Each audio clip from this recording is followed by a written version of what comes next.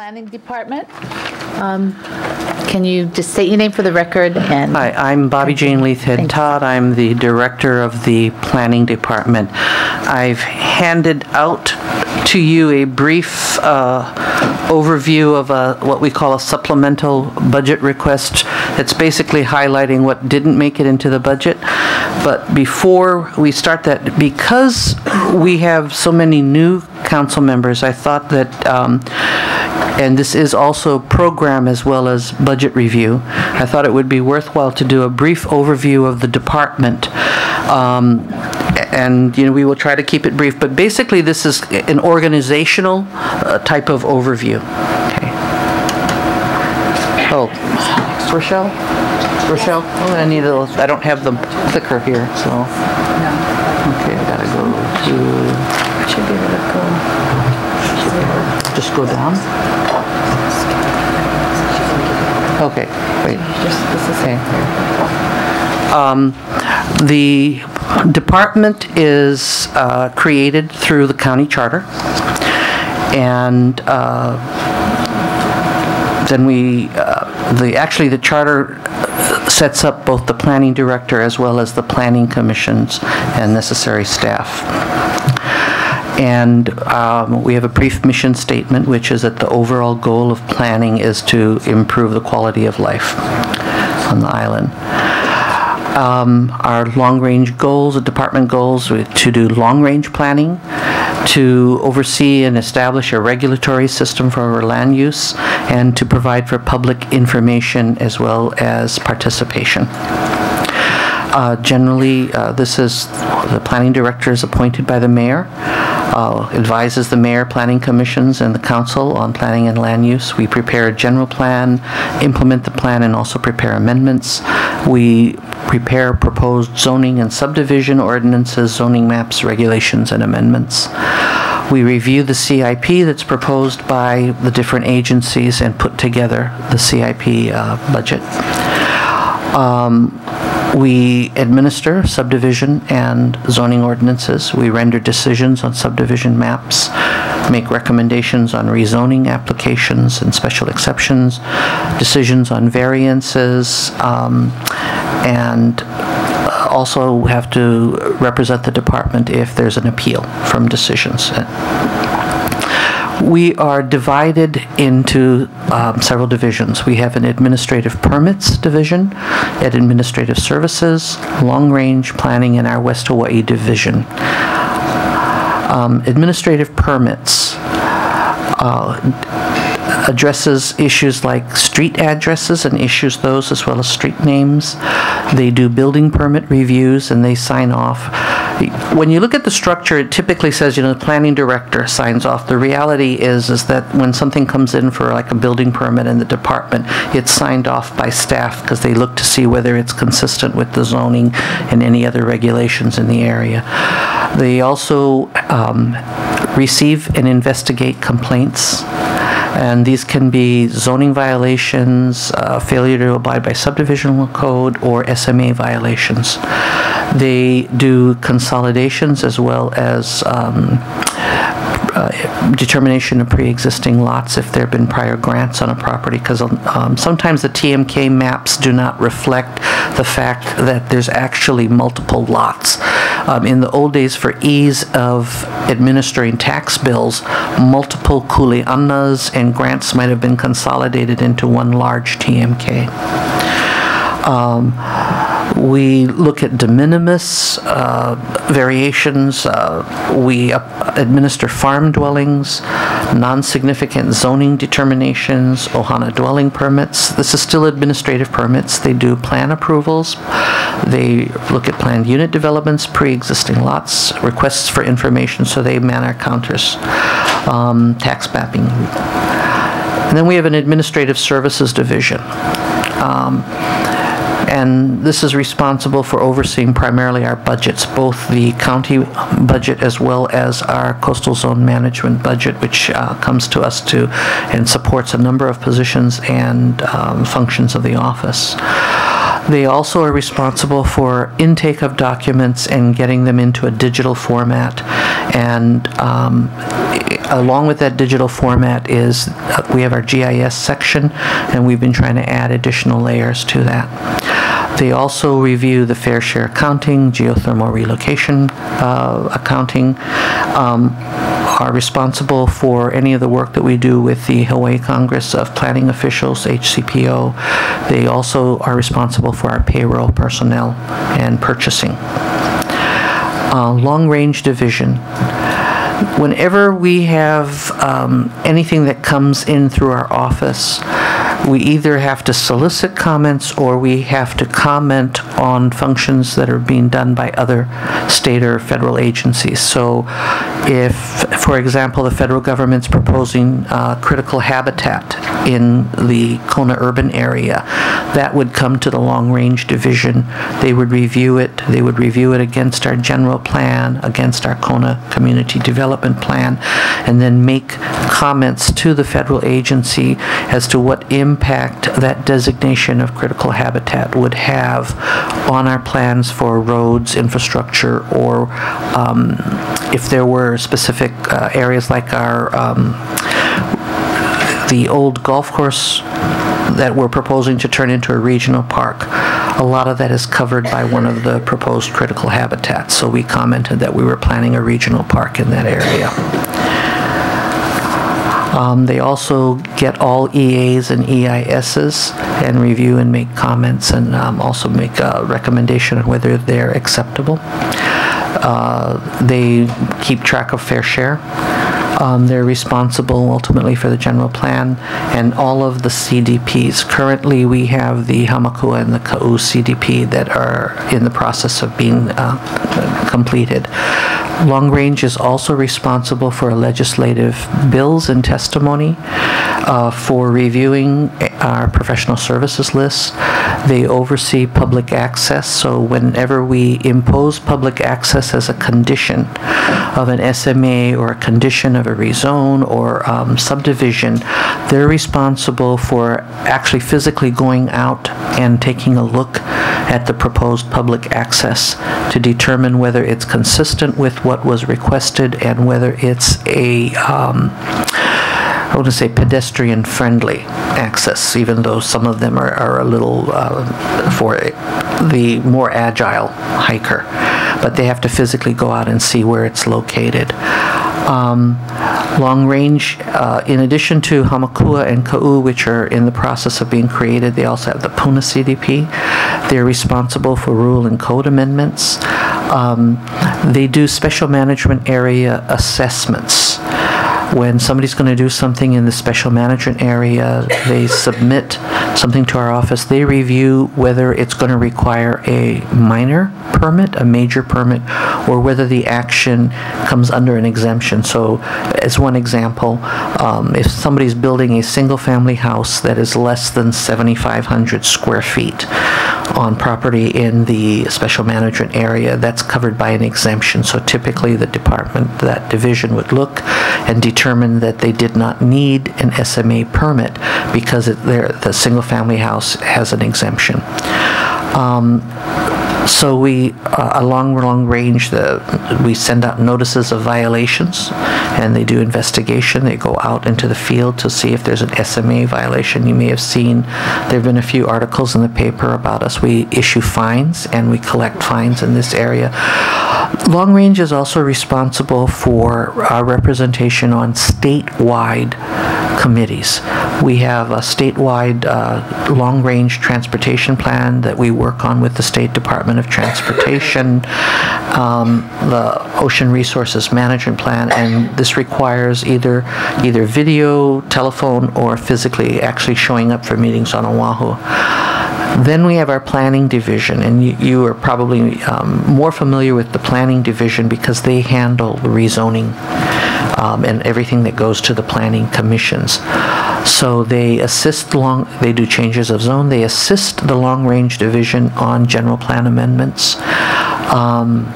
They also have the responsibility for the asset fund, which is separate from the royalty and community benefits fund. They have the Leeward and Windward Planning Commissions. They process special permits and use permits. Also, if there's state land use boundary amendments, shoreline setback variances. And then we have West Hawaii. In West Hawaii, because they're kind of all by themselves out in Kona, they have to be kind of a jack of all trades. They have to handle a little bit of everything. So they do everything from signing off on certificates of occupancy, where they go out and inspect, and this is primarily making sure that whatever got built was built according to the plans that were submitted. So did they do the landscaping? Do they have the required number of parking spaces? Do they have the ADA parking spaces? We have temporarily housed our Cultural Resources Commission with West Hawaii. I'm saying temporarily because we're actually kind of hoping that we were hoping for additional staff positions to support the Cultural Resources Commission.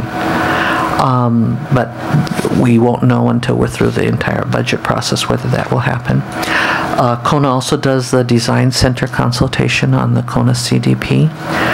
They are responsible for the Kailua Village Design Commission, and they provide staff support for the Kona CDP, the South Kohala CDP, and the North Kohala CDP. We're going to be doing a Mamalahoa Scenic Highway study that's related to the Hokulia project. And then they do their regular permit processing as well as requests for information from the public, and we're also working on a Waimea design plan update. This is a list of boards, committees, and commissions that we either provide staff to or have to participate in. We're trying to get the Arborist Commission going again. We are support staff for Board of Appeals, which hears appeals from both the Planning and the Public Works Department. We have the newly formed Cultural Resources Commission, the Hamakua CDP Steering Committee, Kailua Village Design Commission, Ka'u CDP Steering Committee, the Kohala and North Kohala CDP Action Committee, Kona CDP Action Committee, Leeward Planning Commission, North Kohala Action Committee, Puna Action Committee. I think we have sorry, it's a typo. And the Windward Planning Commission. We also have support for the Downtown Hilo Mobility Solutions Working Group, the Envision Downtown Vision Keepers, and through PAHOA we're also providing, through the Puna Plan, we're also providing support for the Mountain View Steering and PAHOA Village Steering Committees that are trying to come up with village guidelines. And then, I guess, the state committees that we work on. This is just a brief overview of, this is on an annual basis. We have staff attend and man and have to do agendas for basically 192 community meetings when you add up all of the boards and commissions that we handle.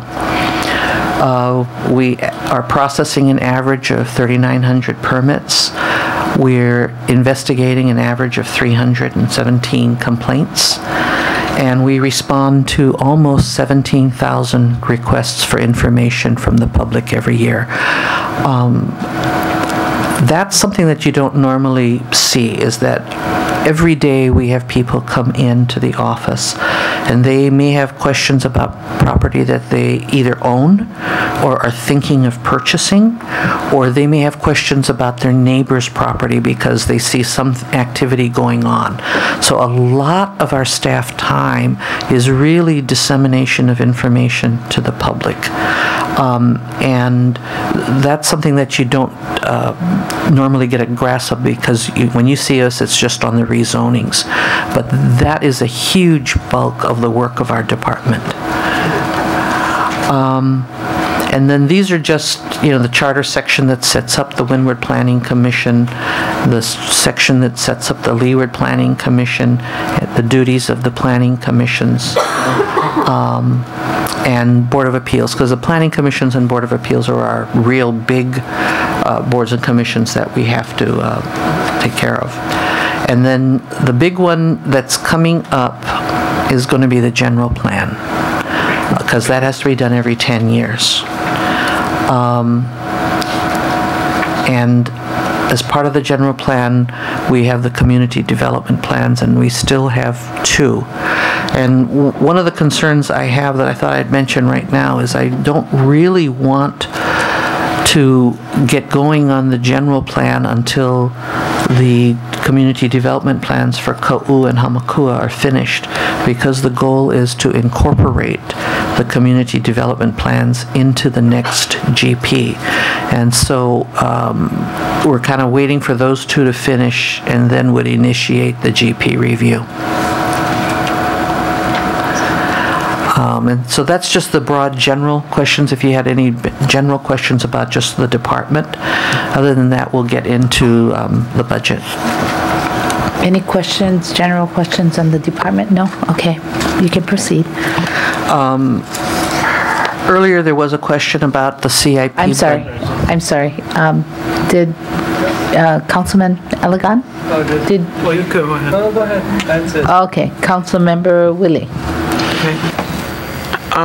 It's on, when you said incorporate the CDPs into the general plan, what, I'm not sure what I meant. You meant there. We did an interim amendment. When we looked at Puna and what they were calling for, and right now the general plan trumps the CDPs. When the CDPs call for something that's different than what's in the GP, you need to amend the GP if that's your vision. So we did one interim amendment in the area of Pahoa Village where we shrank the urban expansion area to conform to where the plan called for the village center to be. Because previously the urban expansion kind of spilled over both sides of the bypass highway that goes around Pahoa. And when you looked at the plan, it really was intended to make most of the urban development along the old Pahoa Village Road. So between where Malama Market is and where Lukin's and all the restaurants are. But the GP would have allowed growth on the other side of the bypass.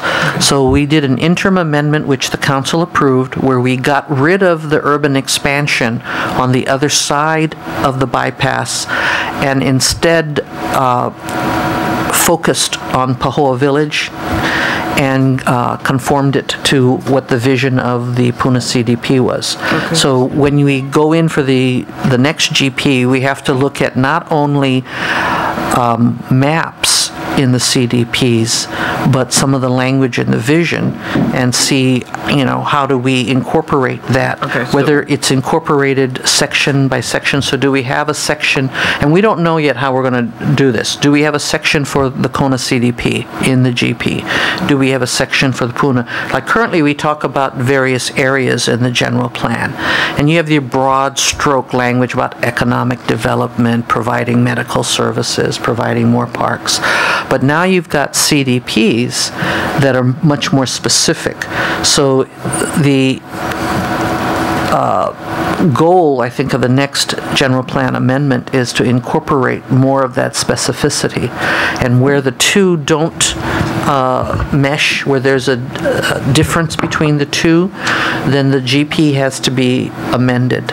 Okay. And that would then eventually come back to the county council for adoption. Okay. And when you were talking about hierarchy, general plan and CDPs are sort of, that the general plan trumps that, and CDPs are under the sort of like a subdivision of the general plan. Do you agree that the CDPs trump the code? No, they do not.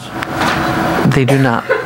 Well, I believe that they not unless you have to specifically go and amend the code, and the reason is the way the CDPs were adopted If you go and look at those ordinances, the title of the ordinance said amending Chapter 16. And nowhere in the ordinance did it say it was amending Chapters 23 or Chapters 25 or Chapter 8 or Chapter 11.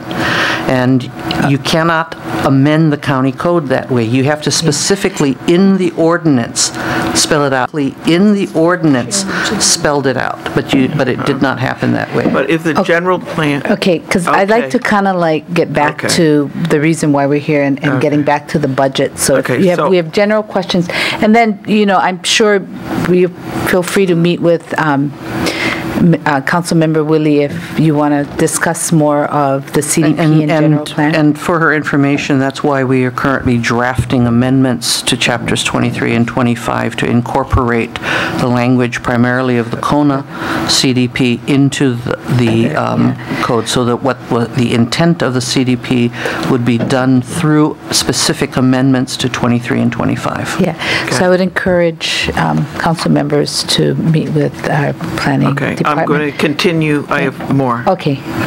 I disagree with you, but I'm going to lay that aside. And just let me ask you, in terms of the CDPs, like in North Kohala, they sought to bring in community funding in order to provide for some of the projects, and there was opposition from the planning department representative that it was not appropriate for the community to be raising funds, and I don't know how much of this is, anyway, trying to get funding here. Basically what we said is that as an action committee, they could not receive funds, that the only one who can receive funds on behalf of a county entity is the county council.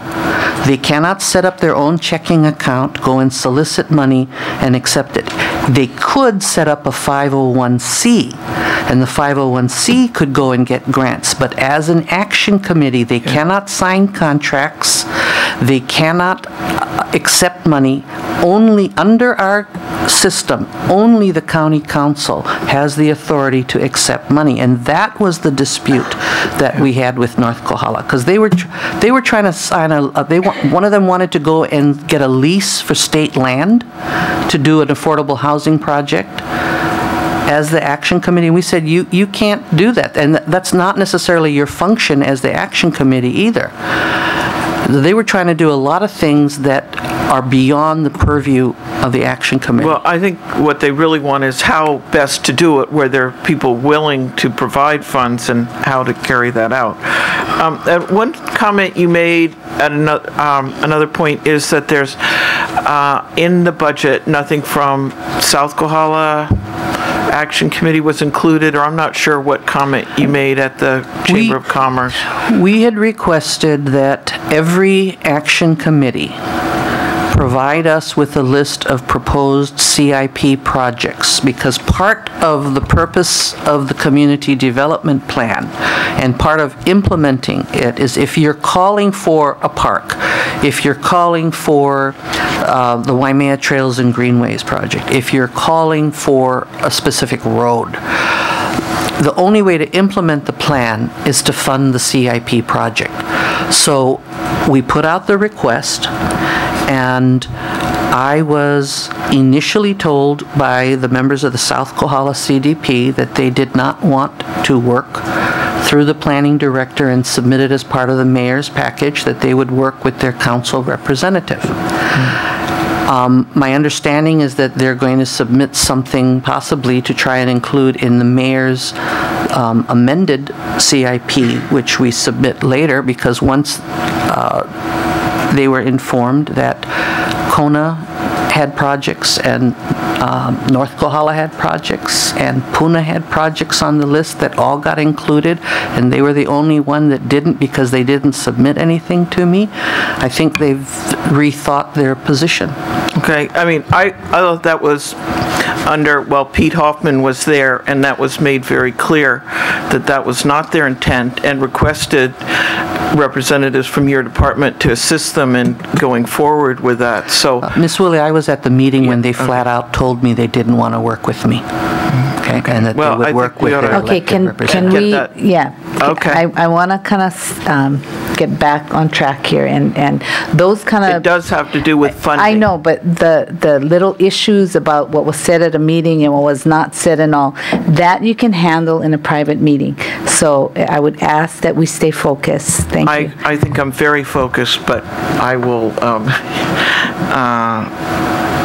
move on. So I just want to get somewhat of these issues, misunderstandings cleared up. And since that first submittal, Puna has added additional projects, and we've already sent that in, and the mayor's already agreed to add the additional Puna projects to the next CIP bill. Yeah. But it has to come into me. I can't, it has to come from the Action Committee. Well, I think maybe it's the staff that's working with them. We're not understanding what was going on. But Madam Chair, we have digressed far out of the actual budgetary line items here. It's another conversation to be talking about where the confusion is, and that can be done on a one-on-one basis or at another time. We should be talking about the budget I agree.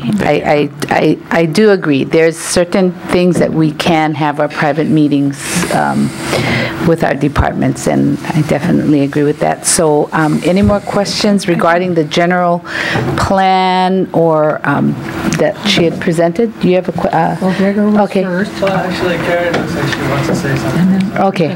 My comment isn't... Okay. Councilmember Eoff. My comment isn't specifically to the general plan or amending it, but my comment was something you mentioned about the Cultural Resource Commission needing funding for staff, et cetera.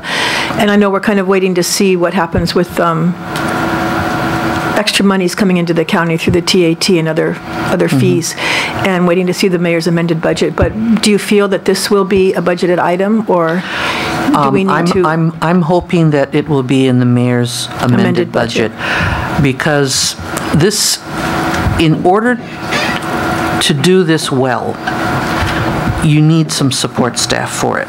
I looked at what the agendas look like on the other islands, and it's virtually like having another planning commission, in the sense of you meet regularly, you're reviewing projects, and so I looked at, in order to support the planning commission, I have a staff of about 7-8 people. And so this was the, bite my tongue, ask for at least 2 people, because to put the agendas together, to put the material together, to get the notices out, to provide the material, I need a couple more staff people, and this was the minimal request. So what I handed out today to you was kind of an updated. You'll see that it. This is the way we do a budget. Is I ask my managers to give me what they want, and they ask their staff, and then I slash and burn to some extent, because hey, we would like to have our own archaeologist. We would like to have our own architect to supplement the Kona CDP, and that's the vision of the CDP. So, if this were what do I want and need to really implement a lot of these things, you're talking about an additional 10 people in order to run a lot of the vision that these plans had. But the immediate concern was cultural resources, and so we asked for 2, a planner and a clerical position for it. So we're hoping that will be in. One of the items that you won't even see on this is we had $1 million to get the GP started, but we decided to kind of kick that can down the road and wait for the Ka'u and the Hamakua plans. But typically, it takes you a couple of years to do the community meetings before you put your plan together, before you go to the commission. It's going to be doubly hard this time, because it took a year to get the general plan through when we had one planning commission meeting 2 times a month. We now have 2 commissions that meet once a month, but both commissions have to go through the general plan. So I'm concerned that if it took a year, meeting twice a month, and you're only meeting once, can I get it through both commissions in that 1 year? Well, I just wanted to thank you for staying focused on the Cultural Resources Commission. I feel that there was a lot of enthusiasm and great people appointed to that commission. I think they can be valuable towards implementing the CDPs around the island as well. So I think that's important. We just had our training session yesterday, and everybody got sworn in. So we're now working on the agenda for the first meeting. Okay. And one of the big things is going to be that they have to create their own set of rules. And so I'm extremely grateful that Boone Morrison volunteered, because he's had experience with the other commissions on Kauai and Maui, and because of his specific background in historic preservation. So I think he's going to be extremely helpful as we go through this process of getting the rules going and then actually start reviewing projects. Okay. Thank you. Councilmember Elegant? Actually, if you could have Councilmember Ford go first, I'll gather my thoughts. Okay, thank you. Just a point of information real fast. I just want to know if you're going to do a presentation about the budgeted items after, or, are we going into this whole... I don't know. Or is this a whole... This is the budget, and if I thought that, we could... afterwards go over it. Okay, so let me ask does your questions pertain to just the general plan and what you first presented, or do you want to go into the budget? Then I'll allow her to do that presentation first and then come back with questions, or... I just wanted to know what was yeah, I know. That's all. So does it have to do with the general plan, her first presentation, or can we allow her to go into the finance piece of it and then go into questions, or are we mixing it? Because we were kind of mixing it with Karen's. Go ahead. I will actually let her go through her thing, and then I'll ask the question after. Okay. Councilmember Ford? Thank you. I have one question that I would like to direct to her on her overview. Ms. Leithead, Todd, there's 3 areas in the general plan that I think might not be adequately covered. Okay. And it has to do with police and fire stations and substations, and also DWS water and water reservoirs, and not just reservoirs for potable water, but reservoirs in our rural areas for fire suppression. The Kona CDP did not adequately cover these. I don't think any CDP probably covers these. So police and fire stations and substations, and DWS water, reservoirs, and reservoirs are just for both potable water and potable water for fire suppression only. And I would ask that your team contact the 2 departments. Historically, what they do is they say, we have no money for any new people, and we have no money to build, and so we're just not going to respond. And that's not the right answer. The answer is, we need to know what you need out in these areas, and then the various of us, for all districts, need to put into the CIP budget to get something done. So I'm asking your staff to please address those 3, police, fire, and water, both potable and fire suppression. Thank you. Thank you. I have a specific question. Okay, Councilmember Wille. Just asking you if this is correct. I attended the hearings in Honolulu on the basically the state being on probation for not adequately supporting the cultural and historic resources in the state planning office, or the state division of historic programs. And one of the things that was brought up was the cultural commissions on the different islands and needing that. And I believe they said that as part of what the Department of Interior or National Parks, who's doing the review, that we need to have at least 1.5 positions, which would be what you're talking about. Is this part, are you... In order to be a local certified government, we would have to have some staff. Right. We would need this staff. So we are not getting a great deal of money because we have not had this commission, and in order to qualify for all of those federal funds that other counties and local governments around the United States is getting, we need that additional planner and that staff. So I just want to impress on that point. Thank you. Thank you. Councilmember Kanuha? No, I was also waiting to hear if you were going to bring up the Cultural Resource Commission, but I'll wait until your budget presentation. I couldn't agree more with the staff that we need, but thank you. Okay. I'll just go over. Thank you. You folks got a paper yesterday, just throw it away, because these numbers are a little bit different because there were things.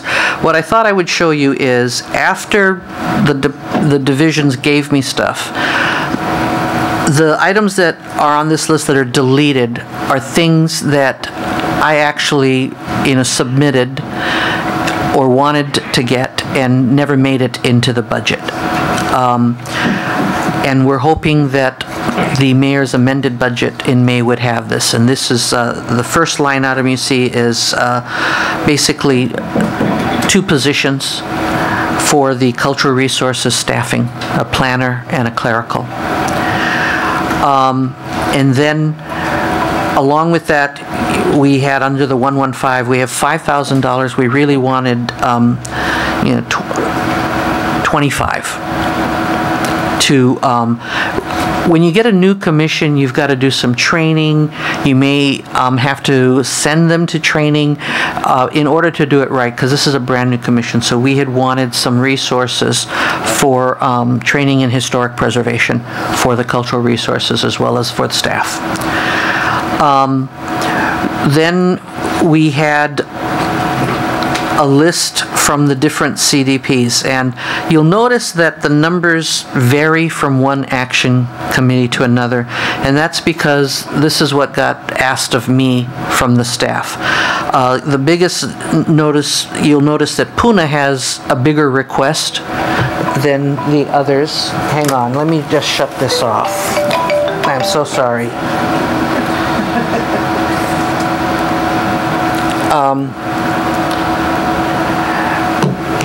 And that was because their request is asking for support for village plans for Pahoa and Mountain View that currently everything is just being done voluntarily. And so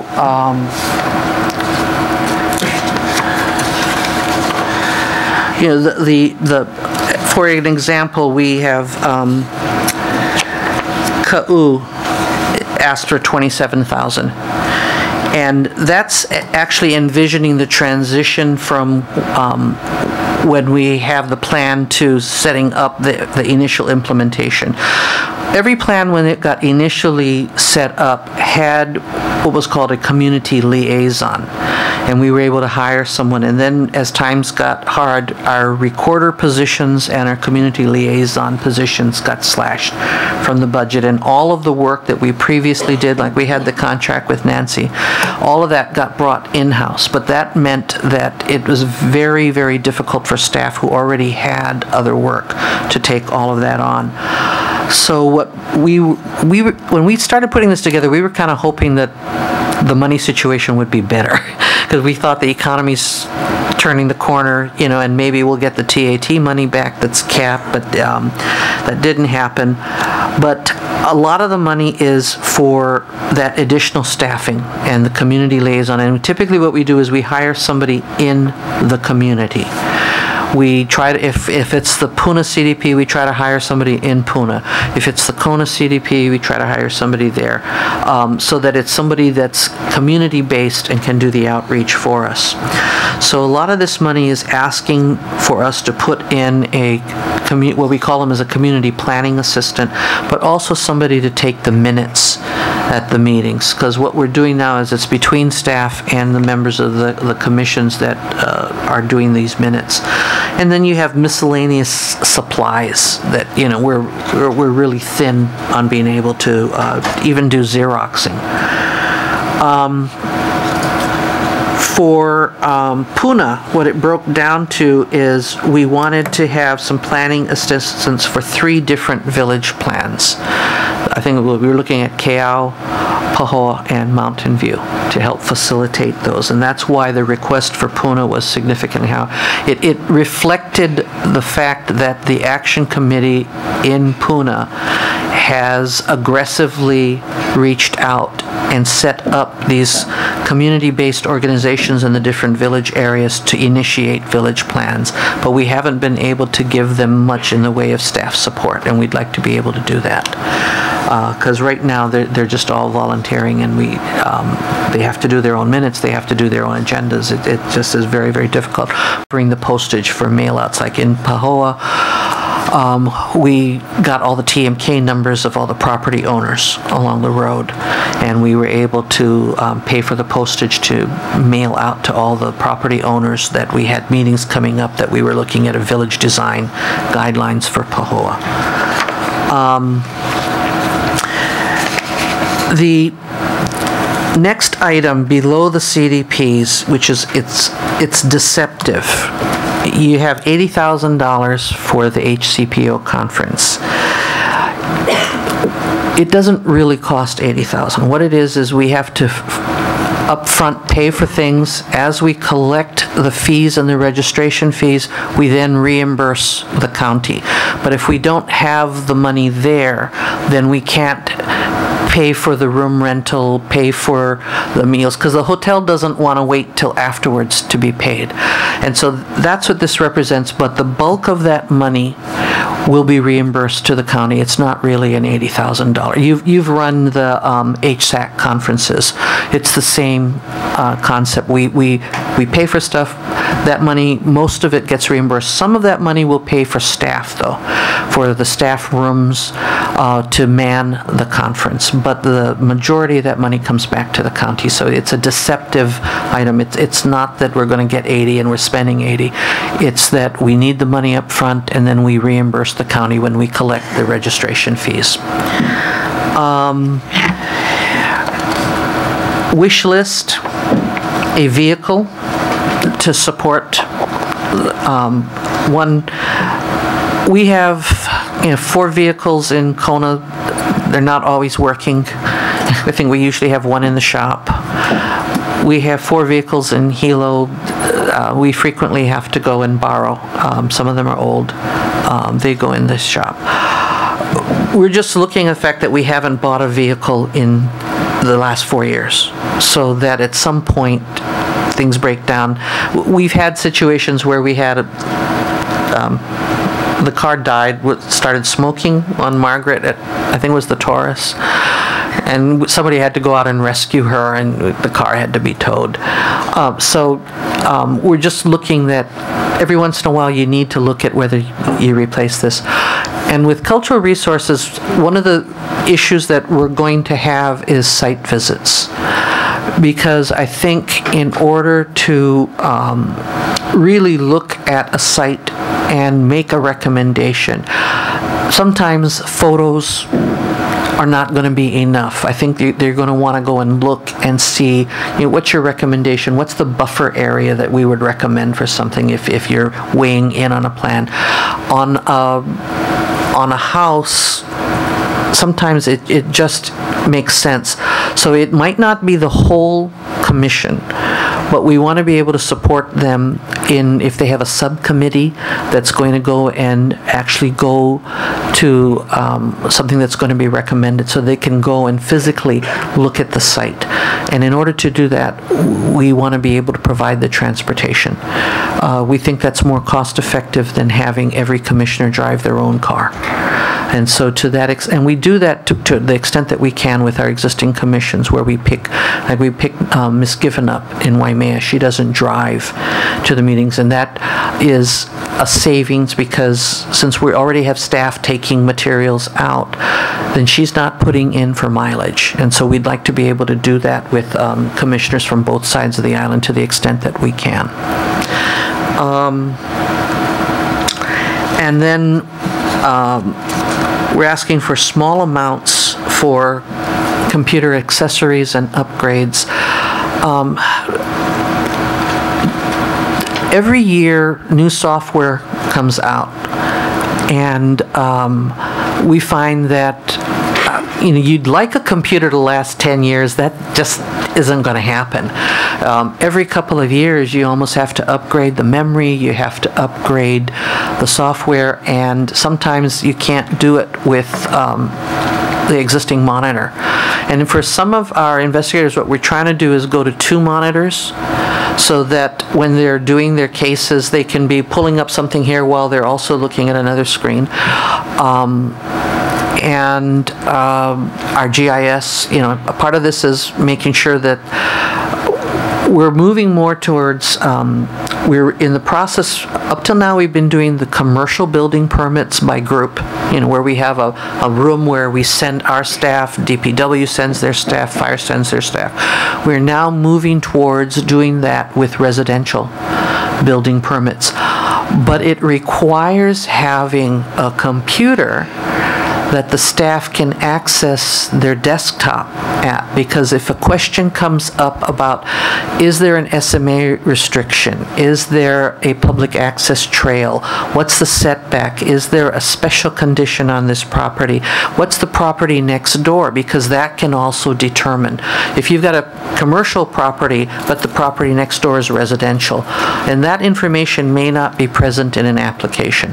So we need to make sure that the computers our staff takes to these meetings allows them to remotely access all the information, and that requires memory and upgrades. So it's a small amount, but it's an important amount in order to function and in order primarily to provide public service. Not on this list, but something that I would dearly love is if I had additional staff to try and get our records digitized. When we have to go and look up the records of what happened to a particular piece of property, it's a paper file. And sometimes you actually have to go back and look at what happened in 1960. What did it look like? And it becomes cumbersome. It means that when Kona needs to see a file, we have to physically ship that old file to Kona. There was a, prior to my time, when files were being transported, and the person transporting the files, and it was a contracted service, they did not secure the rear doors, and files fell out. And this, so it became very difficult when we had to review the subdivision files. You basically had to kind of try and recreate what was lost without knowing what was lost. And so we think that going forward, what we need is to get all of our records into a digital format. We think in the long run that being able to do that and being able to remotely from your home, I won't have to add additional staff to answer questions and deal with requests if somebody can go on their computer at home and access a county record and see a map on their computer, unless it's just that it's so small they really want to come in and see the big one. And so I don't have the staff to do it. We scan in new files as they come in, but it's the older records that we just never get to. And in the long run, I would love to have additional staff. It's not in my request. I know it's tight this year, but down the road, I would love to move in that direction so that we can provide better service. And it'll make it easier for you as well as your staff to be able to access stuff if I can get everything digitized. And you're talking years and years worth of records. So that's something we haven't addressed. We do it with the new stuff, but it would be nice to have the resources to do it with our older materials. And some of our old stuff is just kind of neat, cool stuff, because they don't draw plans the same way. You would just have fun looking at them just to see what things look like.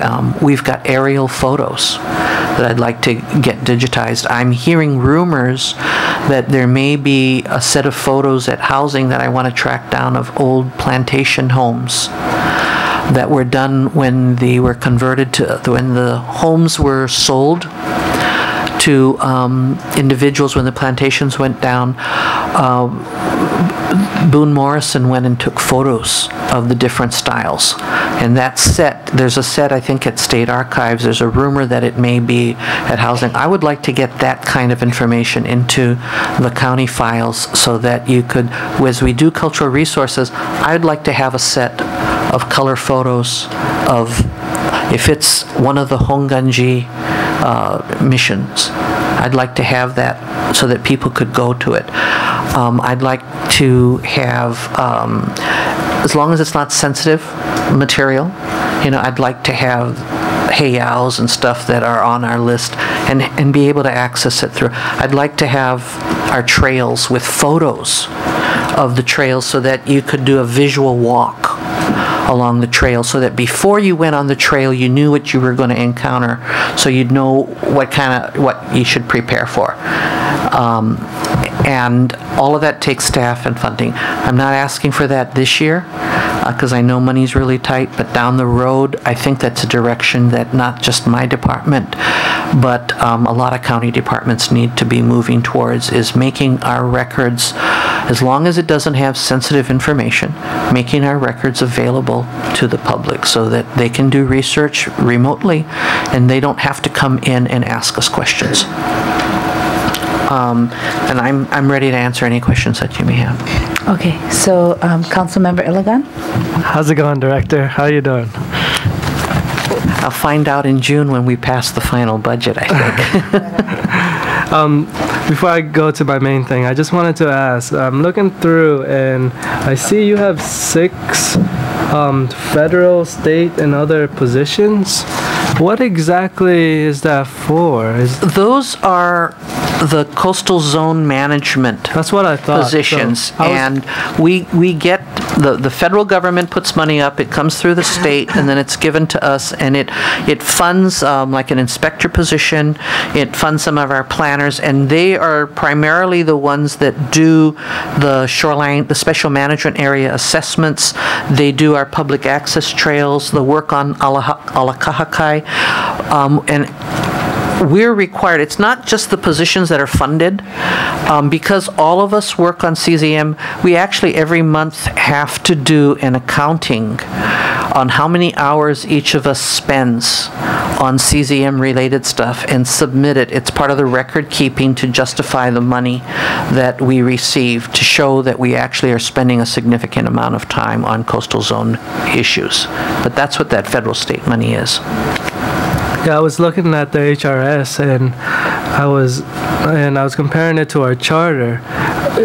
One of the okay, let me get to my main thing. What I'm trying to say is that for planning, it's long-range planning, and your main goal is to develop a long-range vision and plan that protects, so on. I just wanted to mention that with all this community development plan, that's what develops the long-range vision.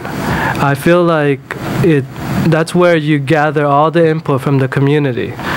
But I feel like we're missing the plan when it comes to, I know, what I'm trying to say is that the Puna Community Development Plan, I feel like right now we're being too reactive rather than being proactive. The reason why is because I feel like the community development plan goes too much into detail where they lack the expertise. And for a plan, I feel like we need to hire a more of a civil engineering firm to actually check out the feasibility. What I'm looking for is an infrastructure plan. We have Puna where you see all these community members wanting to get involved and wanting to be active. and they came up with this vision. Now, I feel like we lack the expertise to come up with an infrastructure plan, and that's where I'm kind of looking into funding, to where once we have those expertise, they come up with an infrastructure plan, and then now we become proactive rather than we react to all the different demands. We don't really know where to prioritize. And planning is all about the general plan. It's all about kind of laying it out. What's your thoughts on that? Well, this is why we asked the action committees to submit CIP requests. And some of the CIP requests are for further plans. Previously in Kona, we paid for the Honokohau Village Transit-Oriented Development Plan. We paid for a financing plan for Kona. They're asking that we address open space, that we address bikes, trails, and other things. So typically what you do is the CDP is to implement, the general plan has broad vision. The CDP is to implement the broad vision of the general plan, and in some cases recommend amendments to the general plan that the community is interested in.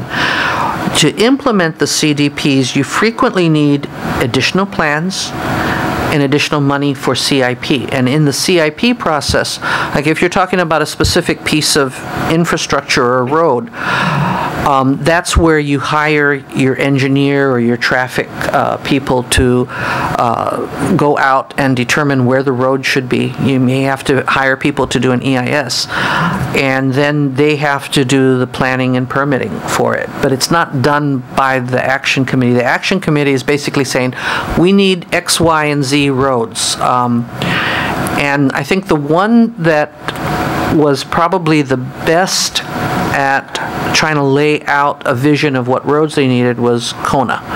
And that was because they took a specific area and they were trying to say, we've got a subdivision here, and we have a subdivision here, we need something connecting here. We've got development here, but... I'm sorry to cut you off, Director. I just want to get back to my thought. And will you be open for a infrastructure plan if that CIP were to come from the Puna Community Development Plan? Sure. Okay. But I think what we had right now, and that's reflected in the budget in front of you, is their focus, because what was coming to them from the community was they wanted to do those village plans. And part of that was spurred by,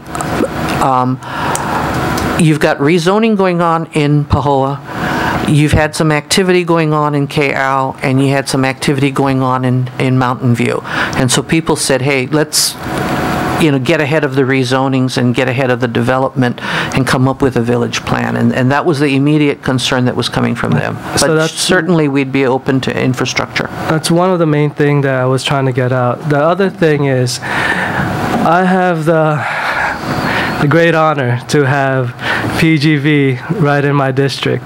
And I know that right now the applicant, the amount exceeds